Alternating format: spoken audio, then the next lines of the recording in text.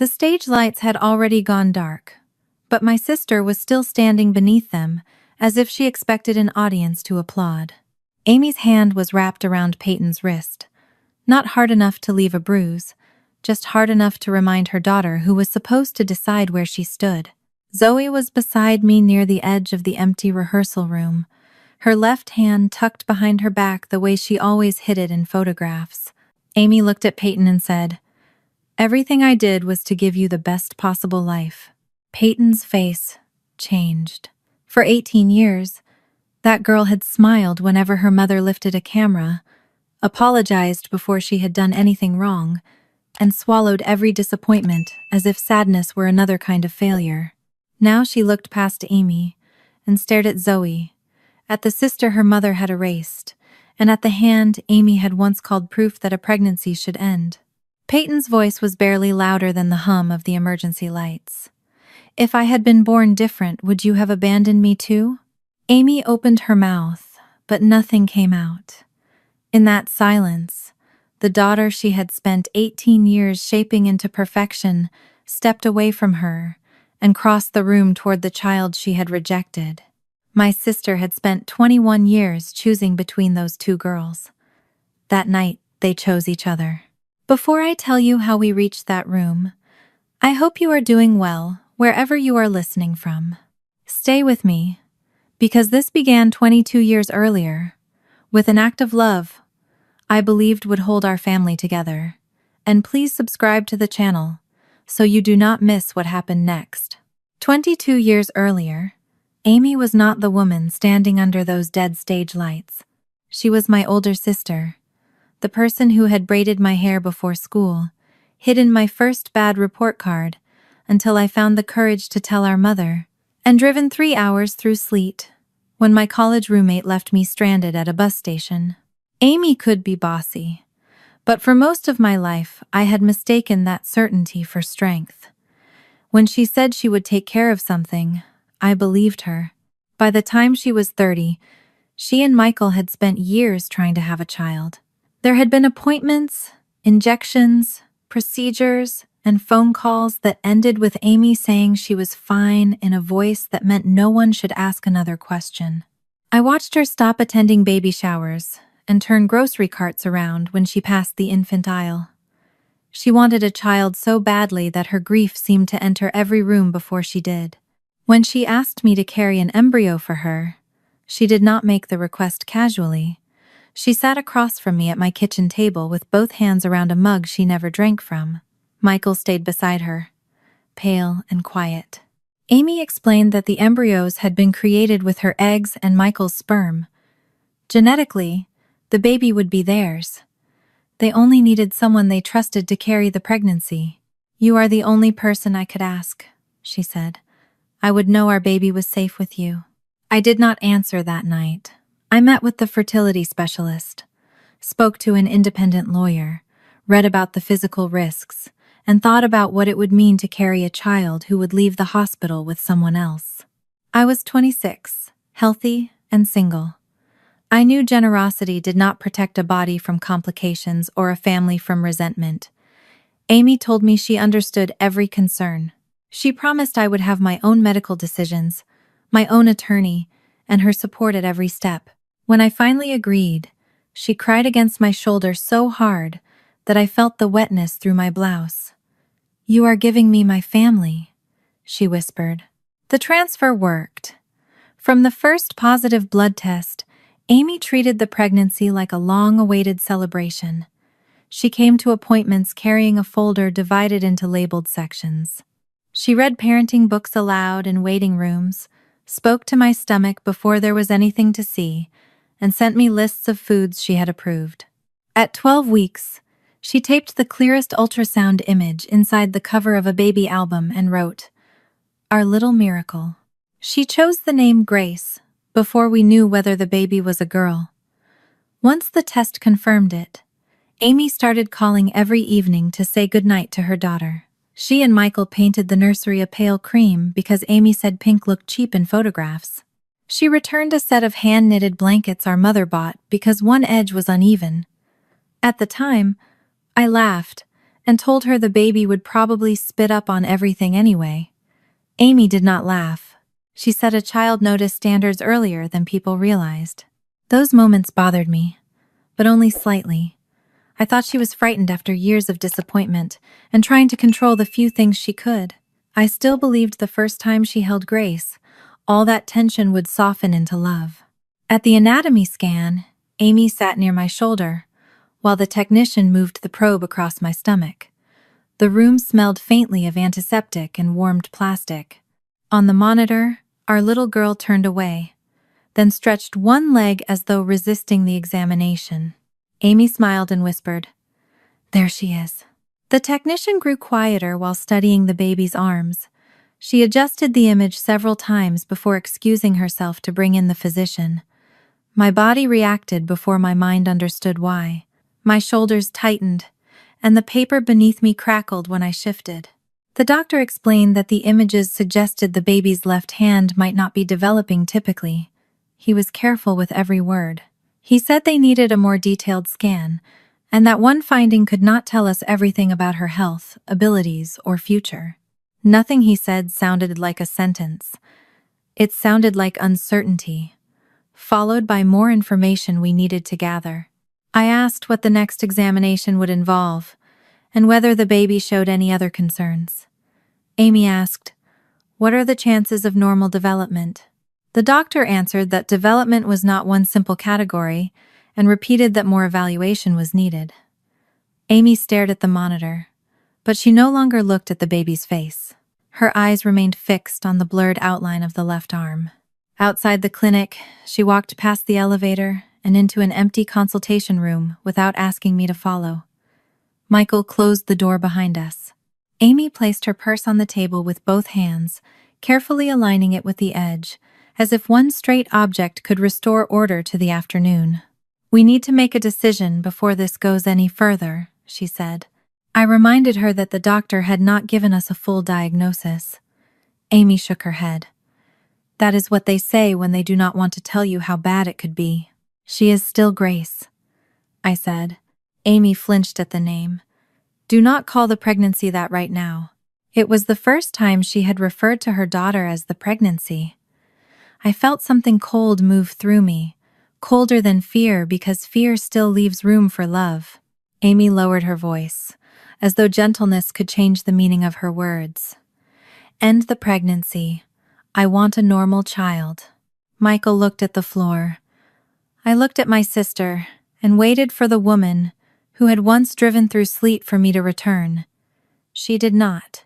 I rested one hand over the place where the baby had moved that morning. "No," I said. "I will not do that." Amy's expression hardened. "This is our embryo, our child. You agreed to help us become parents." "I agreed to carry your daughter," I said. "I did not agree to erase her when she stopped matching the picture in your head." She snatched the ultrasound photograph from the table, then seemed to remember she did not want it. Her fingers loosened, and the glossy square slid back toward me. "If you continue this pregnancy," Amy said, "whatever happens next is on you." She left with Michael behind her. I remained in the consultation room holding the photograph she had labeled "Our Little Miracle." That morning, Amy had entered the clinic expecting to see her daughter. By afternoon, she had turned the same child into a problem and called my refusal a betrayal. Amy did not call me the next morning. Instead, she sent 6 links before 7 o'clock, each one about the cost, exhaustion, or strain of raising a disabled child. The articles described marriages collapsing, siblings feeling neglected, and parents abandoning careers to become full-time caregivers. She added no greeting, only one sentence beneath the final link. "Please read these before you make a decision that affects all of us." By lunchtime, the messages had changed from fear to accusation. Amy wrote that I was allowing emotion to override reason. She said she and Michael had spent years creating those embryos, and that I was taking away their right to decide what kind of future they could manage. Every message used careful words, such as responsible, realistic, and compassionate, as though ending the pregnancy were an act of kindness, and continuing it were something selfish I was doing to punish her. I tried answering at first. I reminded her that the doctor had not described a life-ending condition and had not even completed the evaluation. I wrote that a difference in one hand did not tell us who the child would become or what kind of life she could have. Amy replied that I was not the one who had planned to raise her. That sentence stayed with me because it was technically true. I had agreed to carry Amy and Michael's child, not become responsible for her future. Yet the more Amy insisted that the baby belonged to them, the more she spoke as though the body carrying that baby belonged to them too. I called the attorney, who had reviewed the agreement for me before the embryo transfer. Her name was Laura Bennett, and she asked me to bring every message Amy had sent. I sat in her office the following afternoon with my phone on the table and the contract open between us. My hands shook when I admitted that I had once believed the agreement would protect our family from exactly this kind of conflict. Laura read the medical section twice. She explained that Amy and Michael's wishes mattered, but they did not have the authority to order a medical procedure on my body. The contract documented what everyone had discussed before the pregnancy. It did not remove my right to make decisions about my own care. What happens if I refuse? I asked. Laura did not soften the answer. The relationship may collapse. They may withdraw emotional or financial support. There could be legal disputes about responsibility after the birth, but they cannot force you to terminate a pregnancy. I looked at the signature I had placed beneath Amy's months earlier. At the time, the page had felt like proof that we trusted one another enough to prepare for difficult possibilities. Now Amy was treating it like a receipt for control. Laura told me to stop arguing through emotional messages and preserve every communication. She also advised me to begin thinking about what would happen if Amy and Michael continued distancing themselves. The baby would need a clear plan at birth, regardless of what the adults felt by then. I left her office with a folder against my chest and the frightening awareness that refusing Amy was only the first decision. More would follow. Michael came to my house that evening without her. I almost felt relieved when I saw him through the window, until I opened the door and noticed he would not meet my eyes. He stood in the kitchen where Amy had once shown me nursery paint samples, turning his wedding ring around his finger while I waited for him to speak. "She is falling apart," he finally said. "She barely sleeps. She keeps saying she cannot survive another disappointment." I told him the baby was not a failed treatment. He flinched when I said baby, but he did not correct me. Instead, he asked whether I understood what raising a child with special needs could do to a marriage. "We do not even know what help she will need," I said. "You heard the doctor." Michael stared at the floor. "I know what he said. I also know Amy. If this continues, I may lose her." The honesty of that sentence hurt more than another argument would have. He was not asking me to protect the child, or even to protect him. He was asking me to make Amy's fear disappear, so that he would not have to choose between his wife and his daughter. "Make this easier for everyone," he said quietly. I placed both hands on the kitchen counter, because I no longer trusted them not to shake. "You mean make it easier for Amy?" Michael did not deny it. He left a few minutes later, saying they needed time, but the conversation had already clarified what time would not change. He was afraid of losing Amy. He was not yet afraid of losing the child. My mother called after he left. Diane had spoken to Amy and wanted me to remember that my sister was frightened, grieving, and not thinking clearly. She said fear could make good people say terrible things. I told her fear might explain Amy's words, but it could not make the choice for me. "She is your sister," Mom said. "And this is her daughter?" I answered. "Why does everyone keep asking me to remember Amy, while Amy is trying to forget her?" Mom grew quiet. She did not agree with me, but she stopped telling me to be patient. That silence felt different from Michael's. His protected Amy. Hers protected the idea that our family could still return to what it had been. The specialist appointment took place 4 days later. Amy did not come. Michael sent a message 10 minutes before the appointment saying they needed space and would review the report afterward. I read those words while sitting alone in the waiting room, surrounded by couples holding hands and whispering over folded paperwork. The scan lasted nearly an hour. The specialist confirmed that the baby's left hand was not developing typically. He also showed me her heart, spine, kidneys, legs, and the steady rhythm of her movement. Everything else visible that day appeared to be developing as expected. He was careful not to promise what no scan could promise, but he did not describe a child without a future. I asked whether she might need occupational therapy, adaptive tools, or surgery after birth. I asked what specialists should evaluate her and what I should prepare for during delivery. The doctor answered each question without treating the child as a tragedy. By the time I left, I still felt afraid, but the fear had changed. It was no longer fear of what she might be. It was fear that the people who had wanted her would refuse to know her. I sent Amy a short summary and offered to speak with the specialist together. She did not respond until late that night. Her reply arrived as an email rather than a text, formal enough to feel as though she had written it for a stranger.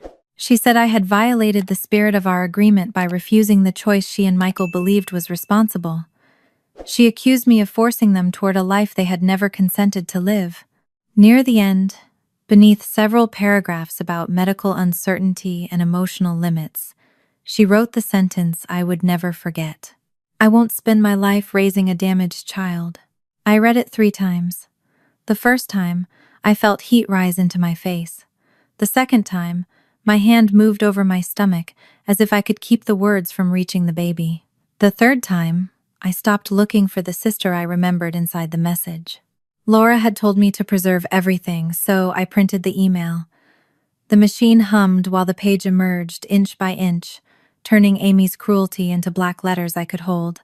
I placed it in the legal folder with the contract, medical notes, and unanswered messages. I hated myself for doing something that felt so cold. But I was beginning to understand that love without preparation would not protect the child from what came next. Amy stopped attending every appointment.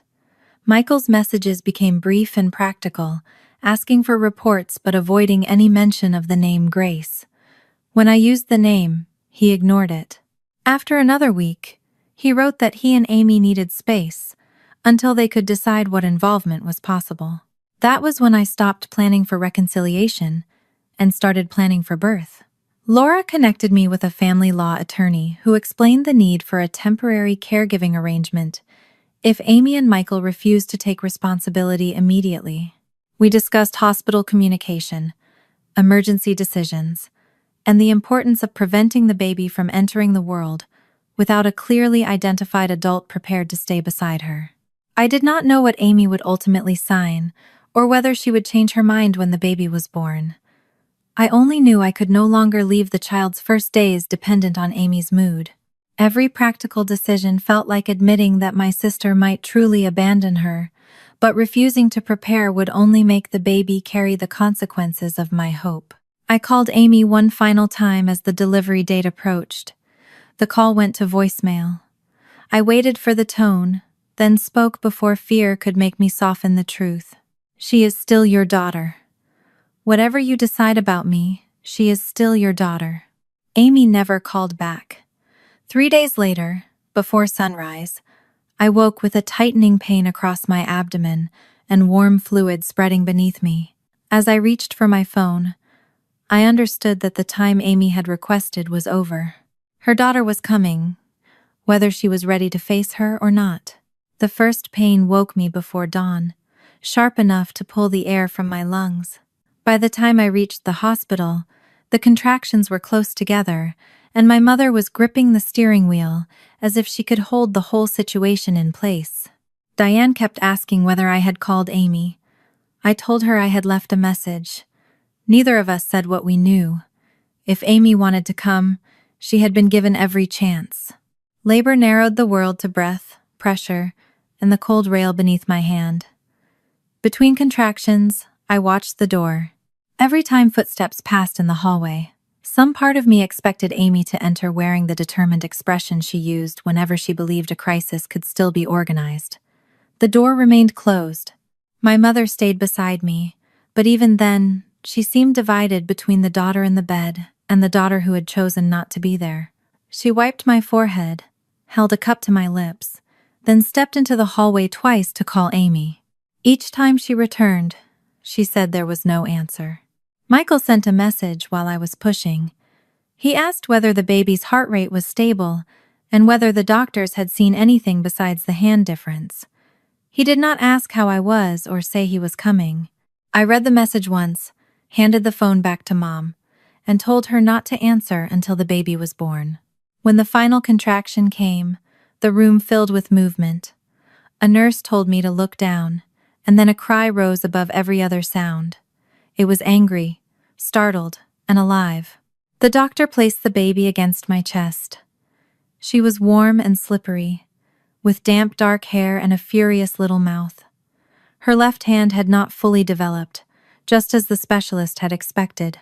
The nurse examined it with the same calm attention she gave the baby's breathing, color, and heartbeat. No one gasped. No one called her damaged.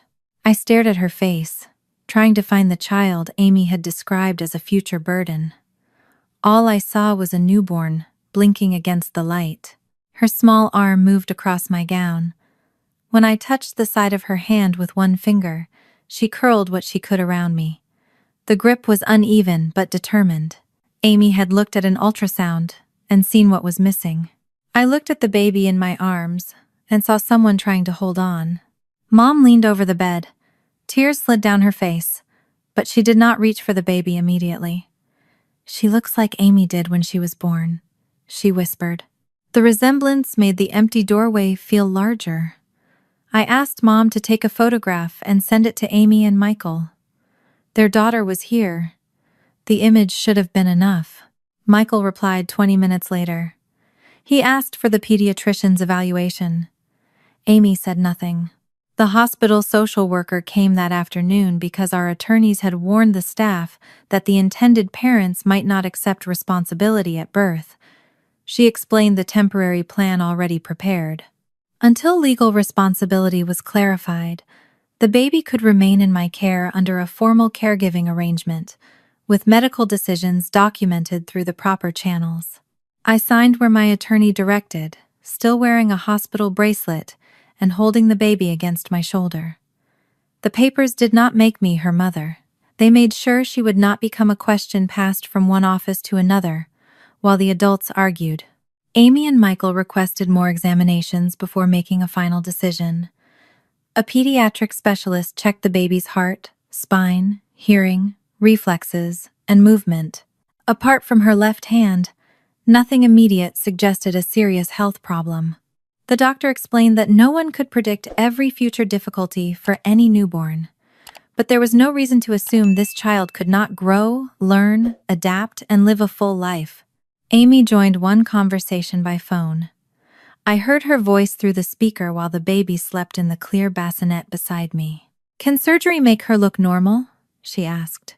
The doctor explained that future specialists could discuss function and possible treatment, but no ethical physician could promise to reshape a child into someone else's idea of normal. Amy asked whether the difference might become more noticeable as the child grew. She never asked whether the baby was comfortable, what she weighed, or whether she opened her eyes. When the doctor refused to offer certainty, Amy said she and Michael were not prepared to assume responsibility. Her voice was controlled, almost businesslike. Then the call ended. I sat beside the bassinet after everyone left. The baby slept with one cheek turned toward me, unaware that two people were waiting for a guarantee before deciding whether to love her. I had believed birth might change Amy. Instead, it removed the last excuse for pretending her fear was temporary. Taking the baby home, under the temporary arrangement, was not the same as deciding to raise her forever. During the following weeks, I met with a family law specialist, a social worker, and a financial counselor. I counted my savings, measured the space in my small house, reviewed health insurance, and calculated how many clients I could keep while caring for an infant. Every practical question carried a lifetime behind it. Who would stay with her if she needed therapy? Could I work from home often enough? What would happen if I became ill? Was I choosing out of love, guilt, Anger at Amy? Or some mixture I had not yet untangled? Mom watched me fill a legal pad with numbers one evening, while the baby slept in a borrowed bassinet near the couch. "You are 26, she said. "You still have a whole life you planned. If you do this, everything changes." I knew she was frightened for me, just as she had been frightened for Amy. But fear had already been given too much authority in our family. "She cannot stay suspended while all of us protect the lives we planned," I said. "She is already here." Mom looked toward the bassinet. For once, she did not ask me to think about. The legal process took time. Amy and Michael had separate representation and repeated opportunities to reconsider. They did not. Eventually, they signed the necessary consents, and I began the adoption process with home visits, background checks, financial disclosures, and a waiting period that felt endless but necessary. During those months, the baby stopped feeling like someone I was temporarily keeping safe. I learned the cry that meant hunger and the quieter one that meant she was overtired. I learned how she turned toward my voice and slept best with one foot against the crib. Love did not arrive as one dramatic revelation. It accumulated through bottles washed at midnight, doctor visits, laundry, worry, and the daily decision to be there the next morning. I could not keep calling her Grace. That name belonged to the child Amy had imagined before the ultrasound, a child loved only while she remained an idea.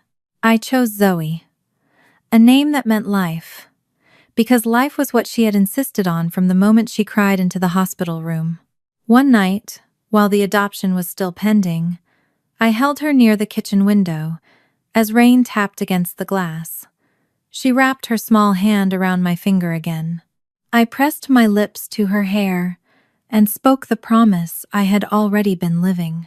"If no one comes for you, I will stay." When the adoption was completed, the room was smaller and quieter than I had imagined. My mother sat behind me.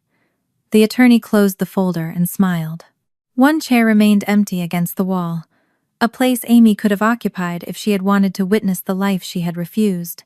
I looked at Zoe in my arms and understood that I had not won anything from my sister. I had not taken her child or defeated her in some contest. I had accepted responsibility for a person who would grow, hurt, question, and one day need the truth. As I carried my daughter out of that room, the empty chair stayed behind. The life Amy had abandoned came home with me. Zoe's childhood did not unfold beneath hospital lights or inside legal offices. It unfolded at my kitchen table, on playgrounds, in school hallways, and in all the ordinary places where a child slowly discovers how the world sees her. When she was 4, she spent nearly 20 minutes trying to fasten the buttons on a yellow cardigan. Her left hand could steady the fabric, but it could not pinch the small plastic buttons the way her right hand could. I reached across the table to help, and she pulled the sweater away from me. "I can do it," she said. Her face tightened with concentration.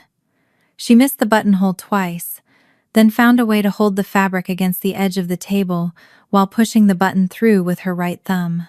The cardigan ended up crooked, and the bottom button went into the wrong hole.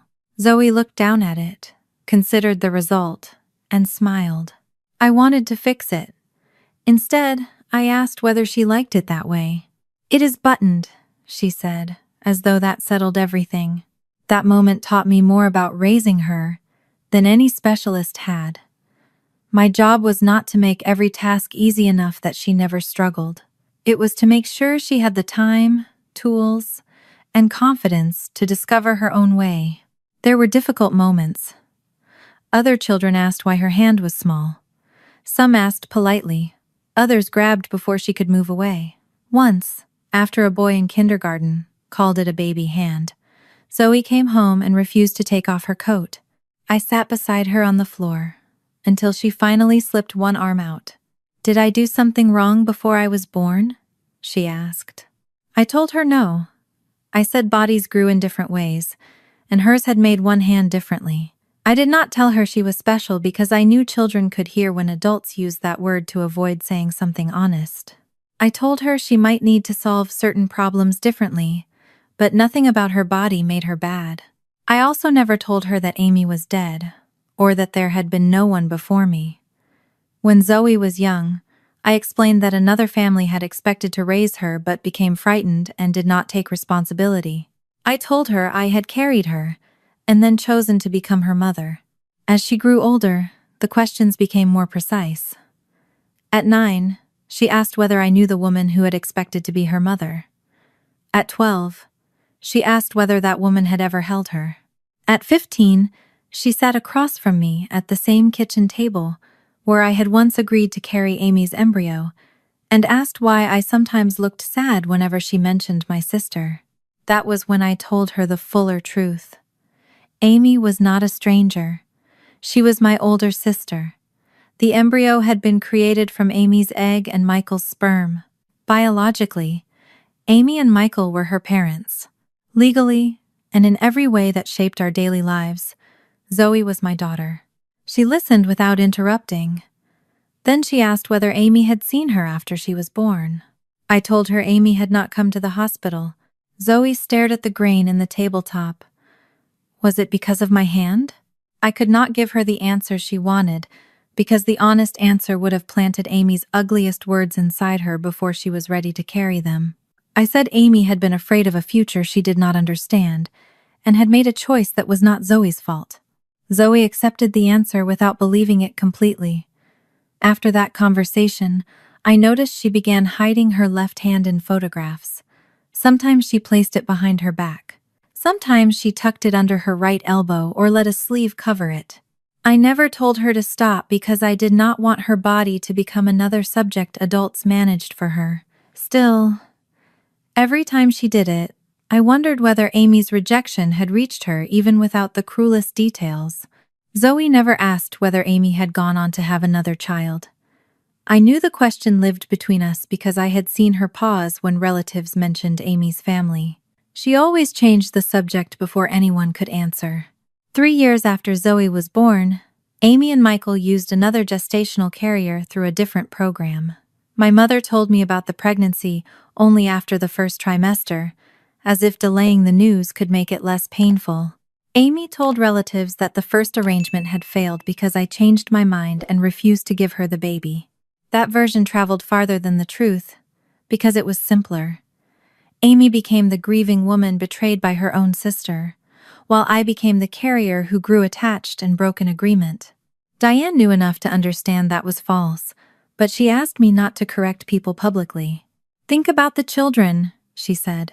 At the time, only one child knew she had been abandoned. The other was not yet born. I told myself staying quiet would keep Zoe from becoming the subject of family gossip. I did not yet understand that silence creates its own version of events. Amy named her second daughter Peyton. The announcement called her the miracle we waited for, as though no child had existed before her. In photographs, Peyton wore soft white dresses and matching headbands. Amy and Michael stood on either side of her beneath carefully arranged light. Every image looked warm, balanced, and complete. I saw most of Peyton's childhood through photographs Amy posted publicly or sent to our mother. At 5, Peyton wore a tiny recital dress and held a silver participation medal. At 8, she stood beside a science fair board while Amy's caption listed the hours they had spent perfecting it. At 11, she sang at a community fundraiser. At 14, she appeared in family portraits wearing the same shade of blue as Amy. Diane occasionally mentioned details Amy did not post. Peyton had cried before a singing competition because she wanted to quit. Amy told her commitments built character. Peyton once received a B in math, and Amy arranged extra tutoring before the report card reached Michael's desk. When Peyton was sick before a holiday photograph, Amy gave her medicine, fixed her hair, and took the picture anyway. Michael rarely stopped her. In photographs, his hand rested on Peyton's shoulder. In my mother's stories, he usually said Amy only wanted the best for their daughter. Meanwhile, Zoe grew into someone who preferred making a stage beautiful to standing at its center. She studied theatrical design in college and worked part-time at the Fairview Community Theater. She could turn discarded wood into a doorway, age a new chair with paint, or repair a torn costume so the damage became nearly invisible. She liked backstage work because people there cared more about whether something functioned than whether it appeared perfect from the audience. By 21, Zoe had built a life full of friends, deadlines, coffee cups, and half-finished sketches spread across our dining table. Amy's absence still existed, but it no longer occupied every room.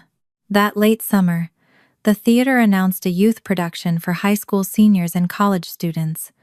Zoe joined the design team.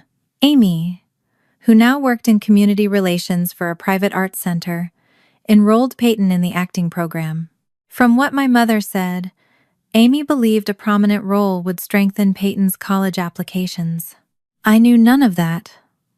On the afternoon, Zoe came home from auditions, carrying a stack of fabric samples and an expression I could not read. There was a girl there who seemed familiar, she said while opening the refrigerator. Not familiar. Like I have met her before. Just something about her. I asked for the girl's name, but Zoe said she had not caught it. She shrugged and changed the subject to a damaged costume rack. A few days later, after another rehearsal, Zoe told me more. The girl had dropped a folder of sheet music near the stage door. Pages scattered across the floor, and Zoe crouched to help gather them. One page slid beneath a bench, and Zoe reached for it with her left hand. The girl noticed. She did not stare, apologize, or ask what had happened. She simply held the bench steady while Zoe pulled out the page. She said the music was trying to escape before auditions, Zoe told me. I said it had probably heard her sing. The girl laughed instead of taking offense. Then she introduced herself. Peyton Whitmore. Zoe had gone still when she heard the name. Whitmore was not an uncommon surname, and she had never seen enough of Amy's private life to know what her daughter looked like now. She told herself it was coincidence. But as Peyton walked away, Zoe watched her turn toward the stage lights. The angle of her face caught the glow, and Zoe saw what I had feared she might someday recognize. The girl had Amy's eyes. During the next 2 weeks, Peyton's name began appearing in Zoe's stories almost every evening. At first, she mentioned her casually while sorting fabric across our dining table. Peyton had received one of the production's most visible roles. Amy had posted the announcement before rehearsal ended, praising her daughter's discipline and thanking everyone who had recognized what Peyton was capable of. Zoe noticed that Peyton did not look as pleased as her mother. When Elena congratulated her, Peyton smiled automatically and asked how many rehearsals the role would require. Later, while the cast gathered near the stage, she admitted to Zoe that she had considered asking for a smaller part. Before she could speak to Elena, Amy called. Zoe was close enough to hear Peyton say she was not certain she could manage the role with school and college applications. Amy's answer was loud enough to carry from the phone. Do you know how many girls would be grateful for this opportunity? Peyton apologized. By the time the call ended, she had agreed to keep the role. Zoe told me this while repairing a wooden picture frame intended for the set. One corner had cracked, and someone had suggested throwing it away because another frame could be bought cheaply. Zoe glued the split, reinforced the back, and painted over the repair without hiding it completely. It still holds a picture, she said, when I asked why she had spent so much time on it. That was how Zoe saw damaged things. She did not pretend the crack had never existed. She simply looked for what the object could still do. Her friendship with Peyton grew in the spaces around rehearsal. They ate burgers from the diner across the street, while the rest of the cast practiced a dance sequence. They sat on overturned storage boxes behind the curtain and talked about teachers, music, and the strange pressure of deciding what to do with the rest of their lives before either of them felt old enough to understand the question. Peyton told Zoe about singing competitions, school honors, and the volunteer projects Amy had selected for her. She listed them quickly, as though reciting information she had been trained to provide. Zoe asked what kind of music she listened to when no one else was around. Peyton paused. No one ever asks me that. According to Zoe, Peyton looked at her phone before answering. She did the same thing whenever Zoe asked whether she enjoyed acting, where she wanted to attend college, or how she would spend a completely free weekend. It was as though the correct answer might arrive in a message from Amy. Zoe never asked about awards. She did not ask whether Peyton had been the best singer, the youngest finalist, or the most impressive student in the room. Peyton seemed confused by that at first. Then she began talking more freely. They discovered small similarities that made Zoe uneasy. Both of them bit the inside of their lower lip when concentrating. Both hated raisins, but liked cinnamon bread. When a stage light flickered during rehearsal, they tilted their heads in the same direction before either realized the other had moved. None of those things proved anything. Families were not built from shared gestures and disliked foods. Still, every resemblance made the name Whitmore harder for Zoe to dismiss. I asked whether she wanted me to look into Peyton's identity. Zoe shook her head before I finished the question. If she is Amy's daughter, I do not want to find out by investigating her, she said. She has not done anything wrong. I heard the restraint beneath those words. Peyton might have been the child Amy had accepted after rejecting Zoe. Zoe had every reason to protect herself from that possibility. Instead, she was protecting Peyton from being reduced to evidence. The rehearsal that changed everything took place on a Thursday evening. Zoe had planned to stay late helping repair a rolling section of scenery, so I agreed to pick her up after 9. Shortly before I left home, she sent a message saying rehearsal had stopped and Peyton was not feeling well.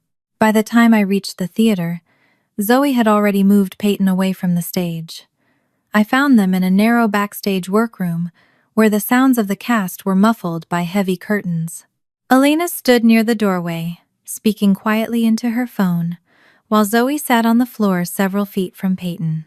Peyton's back was against a cabinet. Her breaths came too quickly, each one catching before it seemed to reach her lungs.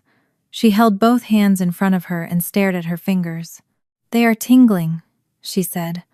"I cannot feel them properly." "You are breathing very fast," Zoe told her.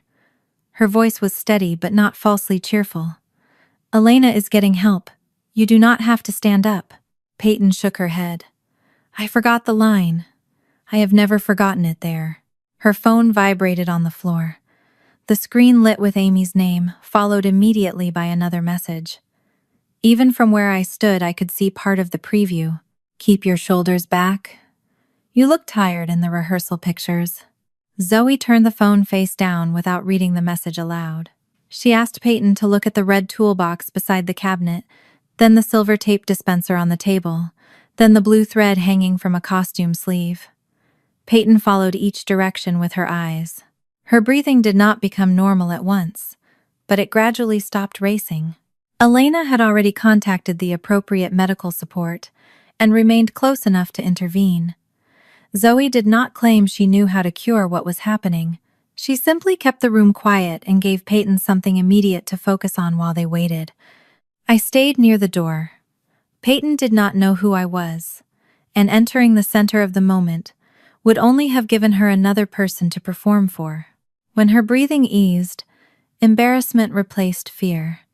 Peyton pressed her palms against her knees and whispered that Amy could not find out. "She will think I am not ready for the role," she said.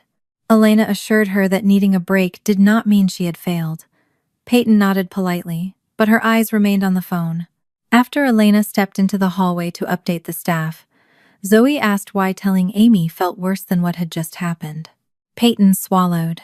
"Because when I do something right, she looks at me like I am everything she waited for. When I fail, she does not yell. She just looks disappointed, and the whole house changes." Zoe glanced toward me, then back at Peyton. I could see the moment she stopped viewing the girl as the daughter Amy had chosen instead of her. Peyton was not standing on the safe side of Amy's love. She was balancing inside it. "You forgot one line," Zoe said. "That does not change who you are. It changes who she thinks I am." Zoe leaned against the opposite cabinet, leaving enough distance that Peyton did not feel crowded. "You do not have to perform when there is no audience." Peyton looked at her for several seconds, Her gaze dropped briefly to Zoe's left hand resting openly against the floor. She did not ask what had happened or offer sympathy. She only noticed that the clasp on Zoe's tool pouch had twisted beneath her palm. "Do you want me to fix that buckle?" Peyton asked. Zoe looked down and smiled. "It has been annoying me all week." Peyton adjusted the strap carefully. The gesture was ordinary, which was why it mattered. She did not treat Zoe's hand as a tragedy, and Zoe did not treat Peyton's fear as weakness. Footsteps struck the backstage floor before I could introduce myself. A woman's voice demanded to know where Peyton was. I recognized Amy before she entered the room. She appeared in the doorway wearing a fitted coat and the expression she used when an event had stopped following her plan. Her eyes moved first to Peyton on the floor, then to Zoe beside her. Everything in Amy's face changed. She did not need an introduction. Her gaze fixed on Zoe's features before dropping to the visible left hand. For one suspended moment, neither sister spoke. Zoe had imagined meeting Amy in 100 ways over the years, but she had never imagined Amy looking frightened of her. Amy crossed the room and pulled Peyton to her feet. Her fingers closed around Peyton's wrist, firm enough to make the girl wince. "Mom, Zoe was helping me," Peyton said. Amy did not look at me. She looked only at the young woman she had refused to meet 21 years earlier. "Stay away from my daughter," she said. Zoe's face went still. Peyton turned toward her mother in confusion, but Amy was already pulling her toward the hallway. I moved beside Zoe as they disappeared through the backstage door. She kept watching the empty space where Peyton had stood. Amy's reaction had answered what a surname and a familiar pair of eyes could not. Peyton was Zoe's sister. The terror in Amy's face revealed something else. She had never told Peyton that Zoe existed. Zoe did not speak until we reached the parking lot. She walked beside me with her tool pouch pressed against her hip, staring at the place where Amy's car had disappeared. The theater door closed behind us, muffling the voices of the cast returning to rehearsal. "She knew me," Zoe said. I could not offer her a softer explanation. Amy had recognized the shape of her face, the hand she had refused to see after birth, and the daughter she had spent 21 years pretending did not exist. "Yes," I said. "She knew." Zoe looked back toward the theater. Peyton did not. Before I could answer, my phone began ringing. Amy's name filled the screen for the first time in years.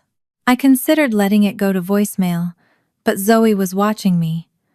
Silence had protected Amy long enough. I answered and switched on the speaker so my daughter would not have to wonder what was being said about her. "What did you do?" Amy demanded. Her voice shook with anger, but beneath it I heard the fear I had seen in her face. She accused me of enrolling Zoe in the theater program because I knew Peyton would be there. She said I had waited for the perfect moment to force the past into her daughter's life. "Zoe has worked at that theater for months," I said. "Neither of us knew Peyton had joined until they met." Amy gave a short, bitter laugh. "You expect me to believe that?" "I do not need you to believe it. It is what happened." In the background, I heard a door close, and Peyton asked her mother why she had recognized Zoe. Amy moved away from the phone before answering. Her voice became muffled, but not enough to hide the sharpness. "I told you there was a woman who betrayed us," she said. "That is her family." Peyton asked something else. I caught only a few words. "If the baby did not survive, then why?" Amy returned to the call before Peyton could finish. "You need to tell Zoe to stay away from my daughter," she said. "No messages, no rehearsals together, no accidental meetings. I will speak to the theater director if I have to." Zoe stepped closer to the phone. "Peyton is not a child you can move off a stage whenever someone makes you uncomfortable." Amy went silent for a moment. When she spoke again, she addressed me as if Zoe had said nothing. "You have already taken one daughter from me. You will not take another." The old accusation landed differently with Zoe standing beside me. For years, Amy had told people I had changed my mind during the pregnancy and kept a child intended for her. I had allowed the lie to exist because correcting it would have required exposing the ugliest part of Zoe's beginning. Now Amy was using that lie to make Zoe sound dangerous. "I did not take anyone from you," I said. "Then tell her to leave Peyton alone." I looked at Zoe. Her face was pale, but she held my gaze. "I will not order my adult daughter to participate in a lie," I said, "but I am not going to force the truth on Peyton either." Amy heard only the first half. She said I had been waiting for revenge since the day Zoe was born. Then she ended the call. Zoe stared at the dark screen in my hand. "She told Peyton you thought the baby died?" "Apparently she told her the first arrangement failed." "That is not the same thing." "No, it is not." We drove home without turning on the radio. The distance was short, but the silence inside the car carried 21 years of choices I had once called protection. Amy's lie had survived because I had never challenged it where Peyton could hear. At home, Zoe placed her tool pouch on the kitchen table and began removing items one at a time. A tape measure, 2 pencils, a small screwdriver, and a folded piece of sandpaper formed a careful row in front of her. She often organized objects when her thoughts felt too large. "Were you ever going to tell me she had another daughter?" she asked. I sat across from her. "I thought you would ask when you were ready." "I did not ask, because I was afraid." Her voice remained quiet, which made the admission heavier. She said she had noticed relatives stopping conversations when she entered a room. She had seen photographs of Amy with a young girl, but always looked away before reading the captions. She had convinced herself the girl might be a niece, a family friend, or someone unrelated. "If Amy had another child," Zoe said, "then I would have to know she did not decide she was incapable of being a mother. She only decided she was incapable of being mine." I reached for her hand, then stopped before touching it. She deserved room to finish. "I did not want you to carry that," I said. "So you carried it for me?" "I thought I was protecting you." Zoe looked down at the objects on the table. "Did it protect Peyton?" The question left me without the answer I had used for years. My silence had kept Zoe out of public conflict, but it had also allowed Amy to raise Peyton inside a false history. Peyton believed her mother had lost a child because I betrayed her. Zoe believed asking about Amy's later family might prove she had been replaced. Both girls had been shaped by information Amy controlled. "I do not know what telling Peyton would do to her," I said. Zoe's mouth tightened. "Not knowing has already done something to her. She thinks she has to earn the right to be loved, and now her mother is dragging her out of rooms because I exist." I reminded her that truth could also hurt Peyton. It could damage her relationship with both parents and force her to reconsider every story she had heard about our family. Zoe did not disagree. "I am not asking you to send her a box of documents," she said. "I am asking whether we are going to help Amy keep lying if Peyton comes to us." That distinction mattered. Zoe was not asking me to expose Amy publicly or chase Peyton with evidence. She was asking whether we would tell the truth if the girl searched for it herself. I said I needed time to think. Zoe nodded, but disappointment moved across her face before she gathered her tools and went to her room. Amy did not return my calls that evening. Elena contacted Zoe to say Peyton would not be returning to rehearsal for the foreseeable future. Amy had described the backstage incident as a medical concern and asked that all communication with Peyton go through her. 2 days passed. Zoe continued working at the theater but stopped mentioning Peyton. Each night, I found myself looking at the locked cabinet where I kept the ultrasound photograph, the legal records, and the email Amy had sent during the pregnancy. I did not open it. I was not yet ready to turn a young woman's entire family into a collection of documents. On the 3rd evening, Zoe's phone chimed while we were washing dishes. She glanced at the screen, then froze. The message had come through the theater's internal contact system.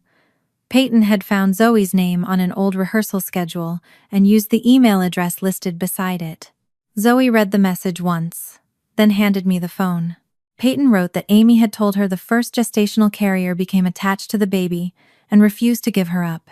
According to Amy, the pregnancy had ended so painfully that the family had agreed never to discuss it again. Peyton said she had believed that story until she saw Amy recognize Zoe. After returning home from the theater, Peyton had searched a keepsake box in the back of a closet. Inside, beneath infant cards and old fertility clinic paperwork, she found an ultrasound photograph. She attached a picture of it. Even through the phone screen, I recognized the glossy image I had not seen in more than 2 decades. The date was printed along the edge. It had been taken late enough in the pregnancy to contradict Amy's claim that everything had ended early. At the top, in Amy's handwriting, was the name Grace. On the back, visible in Peyton's second photograph, were the words, "Our little miracle." The picture proved that Amy had once expected a living daughter. It did not prove why I had brought that daughter home. From Peyton's position, another explanation was still possible. I could have carried a wanted child, become attached, and decided not to surrender her. Amy had built her lie around enough truth to make it believable. Beneath the photographs, Peyton had written only one direct question. "Were you the baby?" Zoe watched me read it. For several seconds, neither of us moved. Peyton had crossed the line Amy had drawn and come looking for an answer, but any answer would begin dismantling the family she thought she knew. I handed the phone back to Zoe. If we tell her the truth, there may be no way to put her family back the way it was. Zoe looked at the photograph of the child Amy had once called a miracle. Maybe it was never the way she thought it was. Zoe did not answer Peyton that night. She read the message again, set her phone face down, and walked to the living room window. Outside, the porch light caught the edge of the maple tree, but she seemed to be looking much farther away. "I thought I wanted her to know," she said. "Now that she is asking, I am not sure I can be the person who changes everything." I told her she did not owe Peyton an immediate answer. The truth involved Zoe's life before it involved anyone else's curiosity. If she wanted to wait, we would wait. If she wanted no contact, I would respect that too. Zoe folded her arms across her chest, hiding her left hand beneath her right elbow. "What if she decides I ruined her family?" "She may be angry," I said. "She may believe Amy at first. She may blame all of us because she does not know where else to put the pain. That is not the same as saying I did not ruin it." "No," I said. "But the lie existed before you met her." Zoe nodded without looking convinced. She had spent her whole life trying not to become a burden. Now even the truth felt like something she might force another person to carry. The next afternoon, my mother arrived without calling. Diane stood on the porch holding a covered casserole, the way she always did when she wanted to enter a difficult conversation through the kitchen.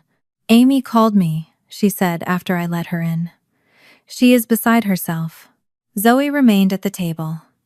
She did not greet her grandmother or leave the room. Mom placed the casserole on the counter and lowered her voice. "Whatever happens, this needs to be handled quietly. Peyton is still young. There is no reason to tear apart 2 households." The words were almost identical to what she had said 21 years earlier.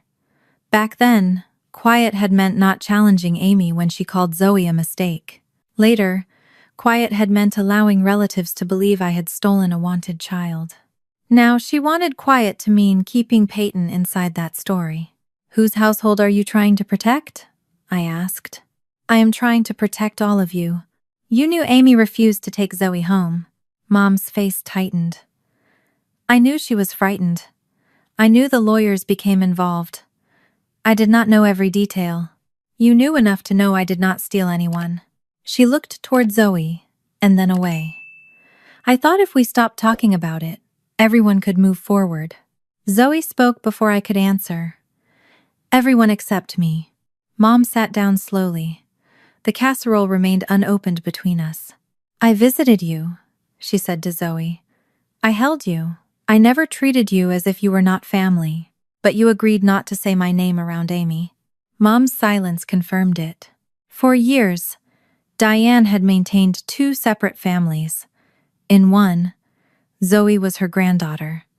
In the other, Amy was allowed to behave as though Zoe had never existed.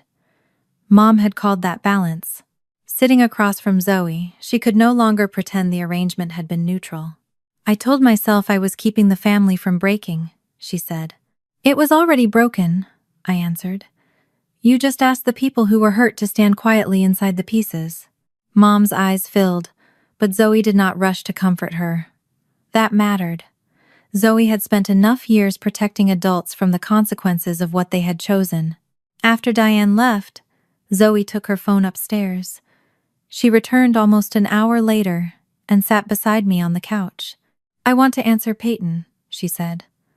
But I do not want Amy here, and I do not want this to feel like we are building a case against her. I asked what she wanted Peyton to see. The papers that show what actually happened? Nothing more yet. I understood what she meant by yet. The email remained locked in my cabinet, and neither of us was ready to place Amy's ugliest sentence in front of Peyton. Zoe wrote back that she had been the baby, and that she was willing to meet if Peyton wanted the truth. She added one condition. The meeting would happen privately, without Amy, and nothing would be shown unless Zoe agreed. Peyton arrived at my house 2 evenings later. Diane had driven her after confirming with Michael that Peyton would be with family and would return later. It was not a secret disappearance or an impulsive escape. Peyton had asked for the meeting, and for the first time, the adults around her had allowed her to choose it. She entered wearing the same careful expression I had seen in the theater. Her posture was straight, her hair smooth, and her hands clasped tightly in front of her. She looked like someone arriving for an interview, rather than meeting the sister she had never been told existed. Zoe stood near the hallway. For a moment, neither girl moved. Then Peyton noticed the photographs on the wall. There was Zoe at 6 with frosting on her nose, Zoe at 10 holding a crooked birdhouse, Zoe at 16 in a backstage crew shirt, and Zoe last Christmas asleep on the couch with a book open across her chest. None of the photographs were dramatic. That was what made them powerful. Peyton stepped closer to one, showing Zoe in a paper crown at a school play. "You were here all this time," she said. Zoe nodded. "I had a whole life." Peyton's face tightened. "My mother told me there was no child to find." We sat around the kitchen table. I kept my explanation simple because the facts were difficult enough without turning them into a performance. I told her Amy and Michael had created the embryo. I had agreed to carry it. The anatomy scan showed a likely difference in the baby's left hand. Amy asked me to end the pregnancy. I refused. Peyton glanced at Zoe's hand, then looked down immediately, ashamed of having done so. I continued. Amy stopped attending appointments. Neither she nor Michael came to the hospital. After Zoe was born, they asked for further evaluations and then declined to take responsibility. Temporary arrangements were made. Lawyers represented everyone. No one handed me a child. Because I happened to be present. Peyton listened without interrupting until I brought the legal folder to the table.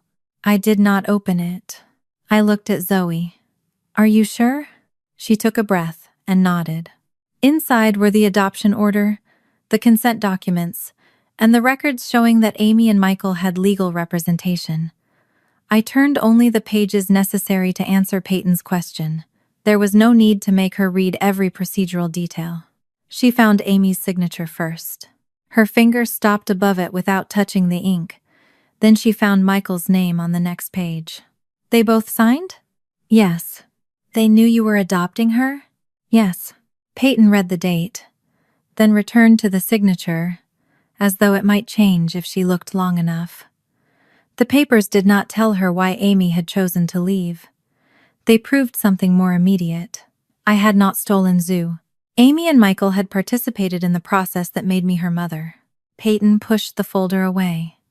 She looked at Zoe, but there was no instant recognition, no sudden embrace, and no easy relief. "Do you hate me?" she asked. Zoe's expression softened. "I did not know you existed, but I got everything she would not give you."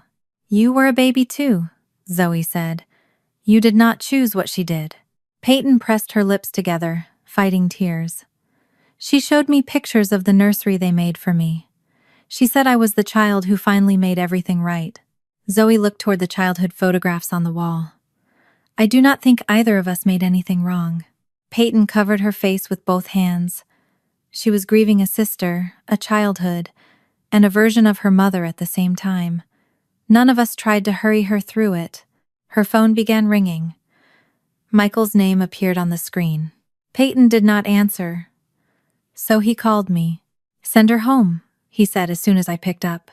His voice was controlled but not calm. Amy is panicking. She came here willingly, and Diane knows where she is. This should not be happening without us. It happened because of you, I said. He went quiet. I asked how much he had known about the story Amy told Peyton. He said nothing for several seconds, then repeated that they would explain everything at home. That silence answered more than the sentence. He knew enough to understand the lie, and had allowed Peyton to grow up believing it. Peyton took the phone from me. I am not coming home tonight. Michael protested, but she told him she would stay with Diane. Her grandmother had already agreed, and Peyton would call the next morning. It was not a permanent departure. It was one night in which Amy would not control the first hours after the truth. When the call ended, Peyton returned to the folder. She looked again at her mother's signature, then at mine on the final adoption order. Why would she tell me you stole a baby she signed away? Zoe looked at me. I knew the answer was waiting in the locked cabinet across the room, printed in Amy's own words and preserved for 21 years. Peyton's question remained in the kitchen after she stopped speaking. The legal folder lay open between us, Amy's signature visible beneath the light, but the paper could only prove what she had done. It could not explain why. I knew where the answer was. The email had waited in my locked cabinet for 21 years, preserved because an attorney had once told me to save every message. I had always imagined it as protection against Amy. I had never imagined placing it in front of her daughter. Peyton looked at me. There is more, isn't there? I did not answer immediately. Zoe sat across from her with one hand beneath the table. Her right shoulder had tightened, and I knew the hidden hand was not an accident. The same young woman who worked openly with tools and paint still concealed part of herself whenever Amy's rejection came too close. There is one email, I said. It was sent before you were born. The language is cruel. Peyton glanced at Zoe. Cruel to her? I told her it was. I could have decided the words were too damaging and kept them locked away. That was the kind of decision I had made for years while calling it protection. This time, I turned to Zoe. It is your history, I said. Do you want her to see it? Zoe did not answer at once. She drew her left hand onto her lap, then covered it with her right. Her eyes stayed on the legal folder. I want to read it first, she said. I retrieved the page from the cabinet and gave it to her folded. Peyton watched without trying to see over her shoulder. Zoe opened it slowly. I saw the moment she reached the final paragraph. Her face did not collapse. It became still. She had known the meaning of Amy's choice for years, but knowing a truth and reading the exact word used against you were different wounds. Under the table, her arm moved closer to her body. I wanted to take the page back. Instead, I waited. Zoe read the email a second time. Then she laid it flat and pushed it toward Peyton. She should know, she said. But I do not want this turned into an excuse for anyone to pity me. Peyton pulled the page closer. Her eyes moved through Amy's careful language about medical uncertainty, responsibility, and the future they had planned.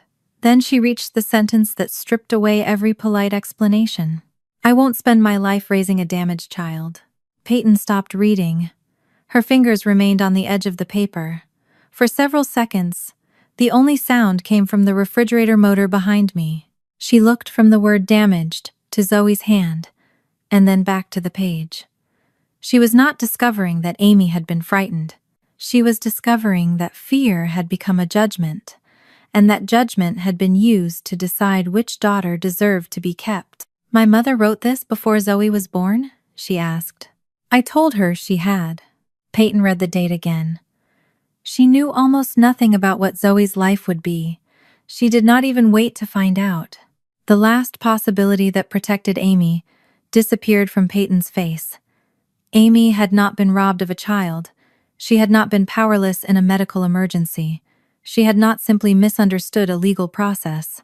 She had looked at uncertainty and chosen rejection before meeting her daughter. Peyton leaned back. Her eyes lost focus, and I could see memories arriving in a new order. She told us about a winter concert when she was 13.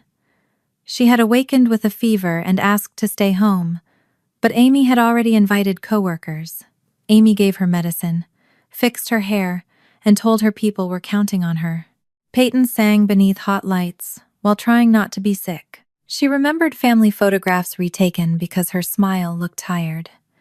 She remembered bringing home a bee and hiding the paper beneath her mattress until Michael found it.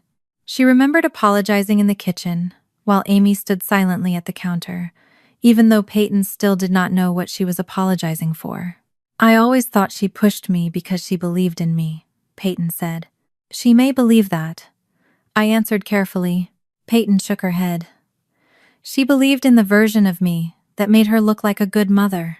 Her phone rang before anyone could respond. Amy's name appeared on the screen. Peyton let it ring once, then answered and placed the phone on speaker. Amy did not ask whether Peyton was safe. She demanded to know what I had shown her. Her voice carried the controlled anger of someone trying to regain possession of a story. Peyton told her she had seen the adoption records and the email. Amy inhaled sharply. "You have no idea what was happening then. Brenda has taken private words from the worst moment of my life and removed all context." "The context was Zoe," Peyton said. "The context was a complicated pregnancy, incomplete medical information, and a carrier who refused to respect the intended parents. Your aunt has spent years poisoning this against me." Zoe flinched at the word poisoning. Amy still spoke as though her existence were a substance someone had introduced into Peyton's life. I said nothing. This conversation did not need me to win it. Amy ordered Peyton to return home. She said Diane had no right to keep her, and that family matters would not be discussed through stolen documents. Peyton's hand shook, but her voice did not. "I am staying with Grandma tonight.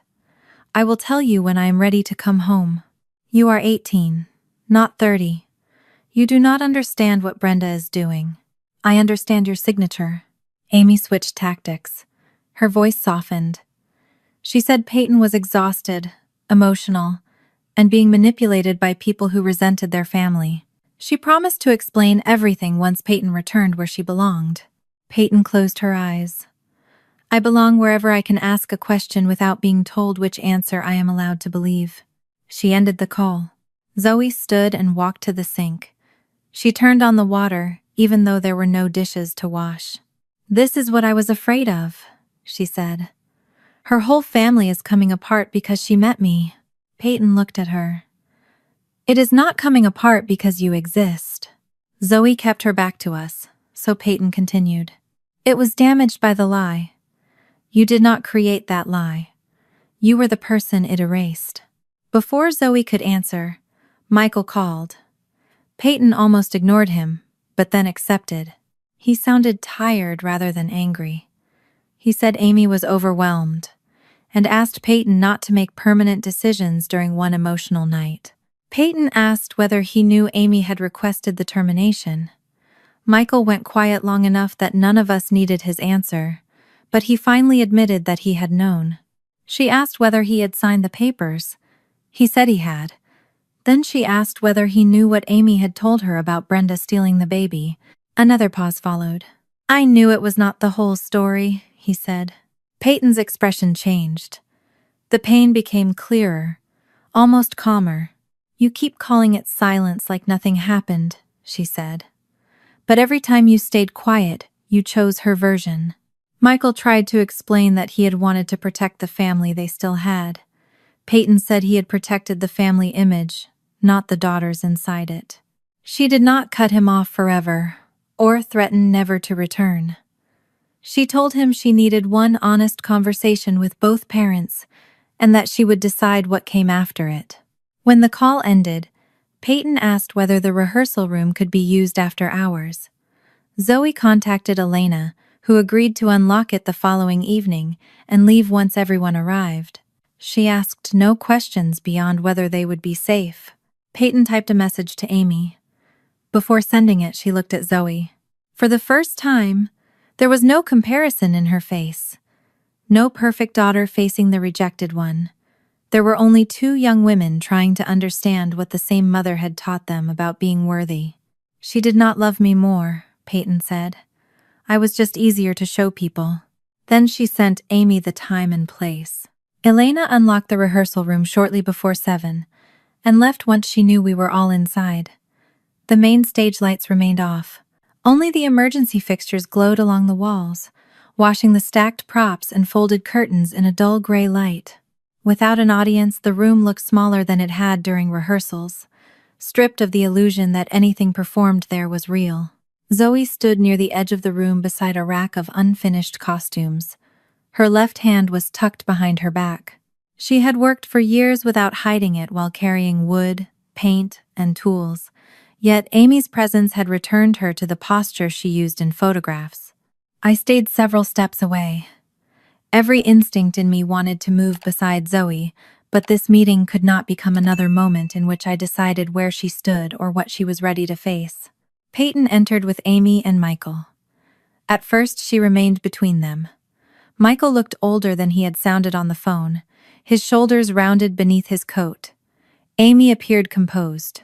Her hair was smooth, her lipstick exact, and her handbag hung from her arm as though she had arrived for a scheduled appointment rather than a reckoning with the daughter she had erased.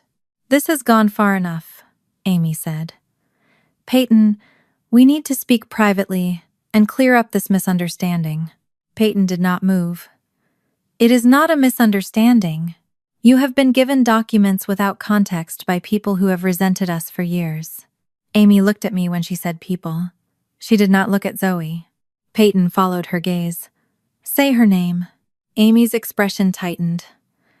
"This is not about her." "Then say it." For a moment, Amy seemed unable to understand why one name mattered. She glanced toward Zoe, then away again. "Zoe," she finally said. It was the first time I had heard my sister speak my daughter's name. She said it carefully, like a word she did not want to keep in her mouth. Amy turned back to Peyton. "The doctors warned us that the pregnancy could involve serious uncertainty. Brenda refused to respect the wishes of the intended parents. I was young, frightened, and being asked to accept a future no one could explain." Each sentence contained enough truth to sound reasonable. The doctors had warned us about uncertainty. I had refused Amy's demand. She had been frightened. What she left out was the choice she made after every new piece of information. "The specialist said the rest of the pregnancy looked healthy," I said. "You were offered more information, support, and time. After Zoe was born, you were given another opportunity to accept responsibility. You asked whether doctors could make her look normal. When they could not promise that, you refused." Amy's eyes flashed toward me. "You always believed you understood what I could handle better than I did." "No," I said. "I believed Zoe deserved to live long enough to become more than your fear." I stopped there. I had spent 21 years imagining what I might say if Amy ever had to face the truth in front of both daughters. None of those speeches belonged in this room. The records were known. The email had been read. Whatever happened next had to come from the girls. Zoe brought her hidden hand forward only long enough to clasp it against her other wrist. She did not move closer to Amy. "You did not leave because I needed too much," she said. "You left before you knew who I would be." Amy's face changed, but Zoe did not give her time to turn the sentence into an argument. "I am not asking you to be proud of me," Zoe continued. "I am not asking you to call me your daughter. I needed Peyton to know I was not taken from you. You chose not to come." Michael lowered his head. "Zoe, I am sorry." She looked at him without answering. "I should have stopped it," he said. "I should have come to the hospital. I kept telling myself Amy was terrified and that we could fix things later. Then later kept getting farther away." His apology sounded sincere, but sincerity did not restore the years his silence had helped erase. Peyton turned toward him. You knew what she told me. Michael rubbed one hand across his mouth. I knew it was not the whole truth. You let me believe Aunt Brenda stole a baby from our family. I thought keeping the past closed was the only way to protect what we still had. Peyton's voice remained quiet. Your silence was an answer too.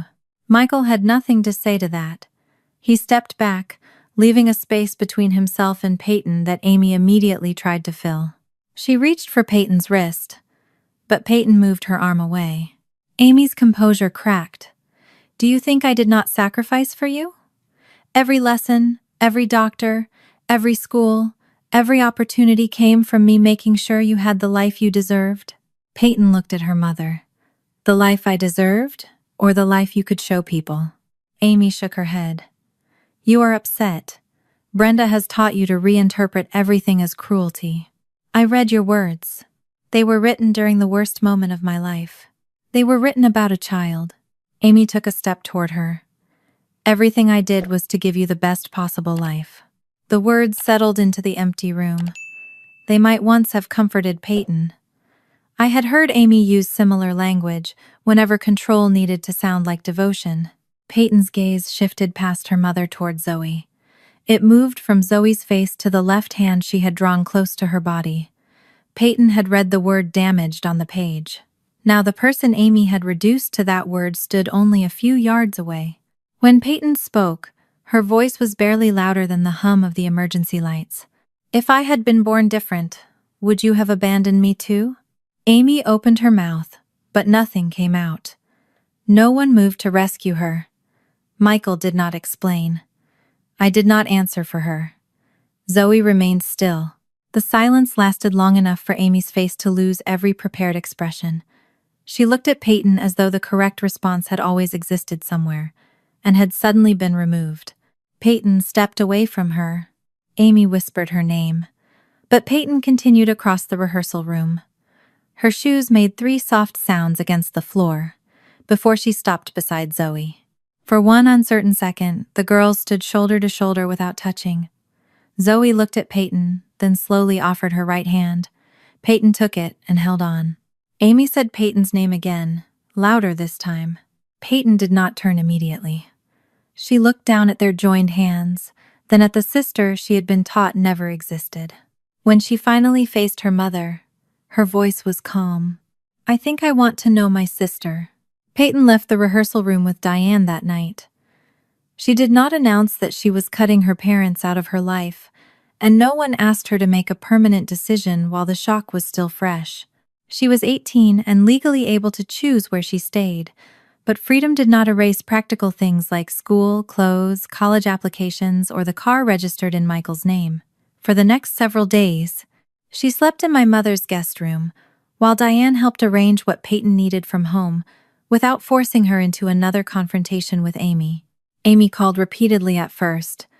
When Peyton stopped answering, she sent messages through Michael, then through Diane. She said she was worried that Peyton was being manipulated, and that one terrible chapter from decades earlier should not erase 18 years of motherhood. Peyton replied only once.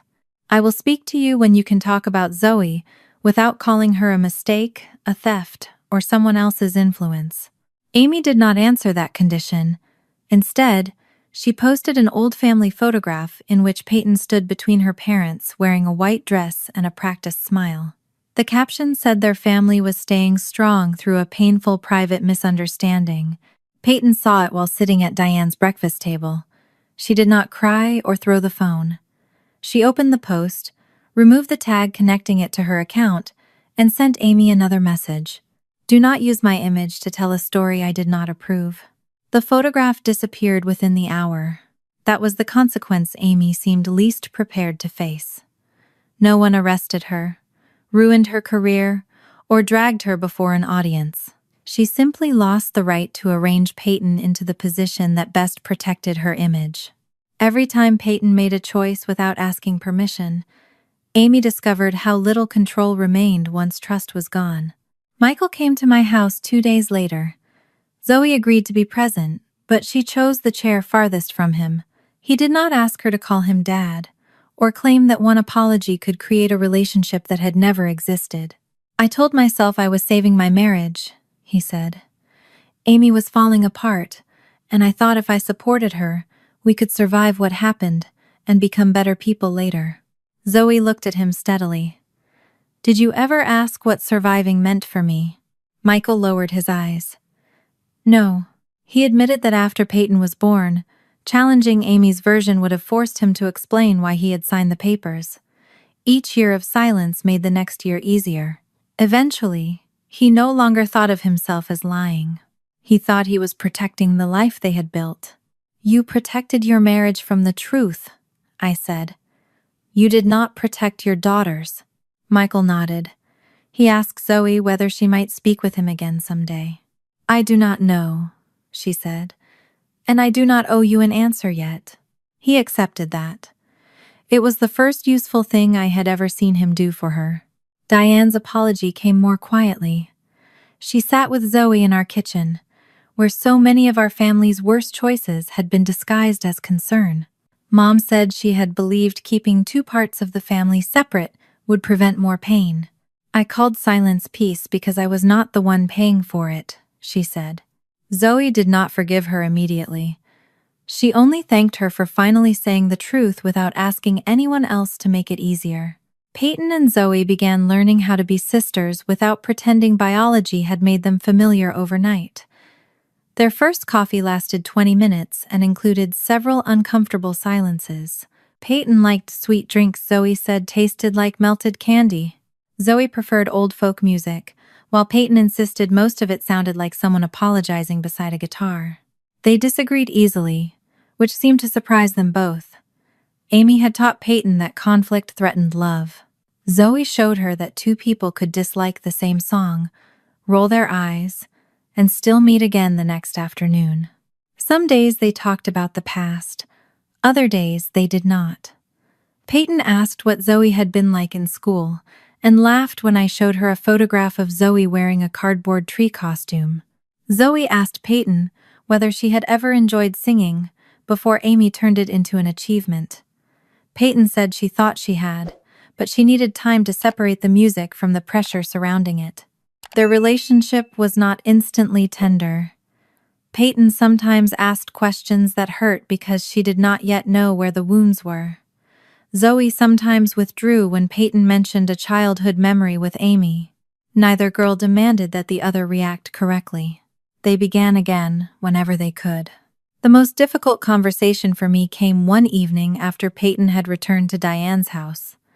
Zoe remained at our table, turning an empty coffee cup between her hands. I am angry with you too, she said. I had expected anger toward Amy and Michael. I had not prepared myself to hear that some of it belonged to me. Zoe said I had told her the truth in pieces, but I had always decided which pieces she was strong enough to hold. I had kept Amy's second daughter vague. I had withheld the email. I had treated my fear of hurting Zoe as if it were the same as Zoe choosing not to know. I thought I was protecting you, I said, then stopped. That sentence had already done enough damage in our family. I was wrong, I continued. The truth belonged to you. I should have helped you face it instead of deciding when you were allowed to see it. Zoe's eyes filled, but she did not look away. I did not explain how frightened I had been, or list everything I had done right as her mother. An apology that demanded recognition was only another way to control the response.